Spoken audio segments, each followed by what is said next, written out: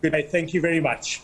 Yeah, we really appreciate it. I think let's start with just what we've seen in terms of the numbers of incidents over the festive season and even now as we wrap up the festive season, an increase in incidents on some of our beaches there?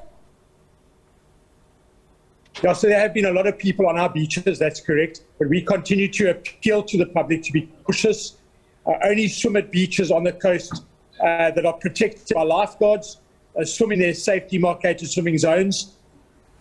Parents to ensure that their children have responsible adult supervision, and then obviously also on inland waterways, rivers, lakes, dams, any body of water, and even your swimming pool at home, to be cautious in and around water, and your swimming pool at home to have a cloak of safety around it.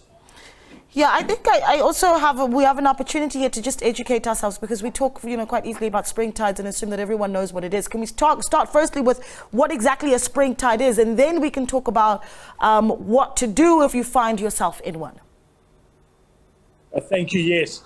So there are 2 high tides and 2 low tides every day of the year, and then every month at full moon and at new moon, there's a spring tide, which is an effect on those tides by the full moon and the new moon, which is a gravitational pull, a magnetic gravitational pull on the ocean surface. And during the spring tide, it causes those 2 high tides every day, the 2 low tides every day, to become higher than normal and lower than normal. Mm-hmm. And this can affect rip currents as well. Yeah, and then can we get into what a rip current would be? What would that look like? Especially for those bathers that are at the beach, we know that perhaps we're swimming in that period where we could experience a rip current.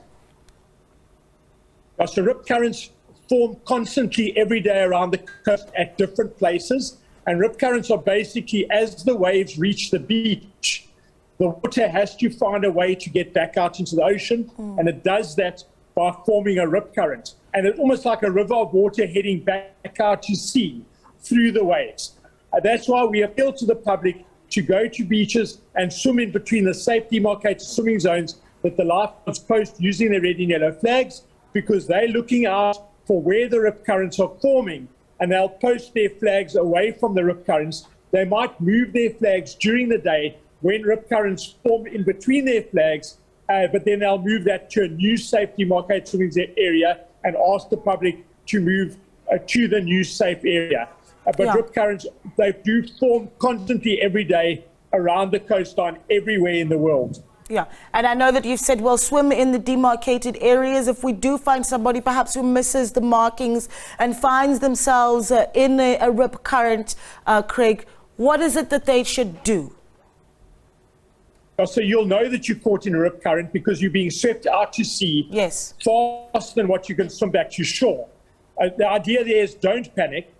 Keep your head above water using the air in your lungs as natural flotation, and by treading water, moving your arms and legs in circular movements.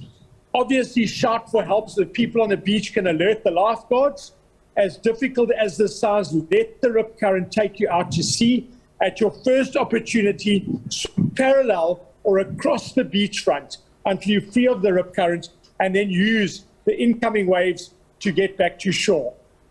Yeah, I know that, even with some of the visuals that we've been running, we certainly have seen rescue teams that are on site, keeping a close eye on what bathers are getting up to and ensuring that they've been safe. We've seen some very drastic incidents of a seal seemingly attacking bathers as well at one of the beaches in the Western Cape. So talk to me about what of the, just how you make sure that you constantly have the capacity to keep a close eye and make sure that bathers are safe.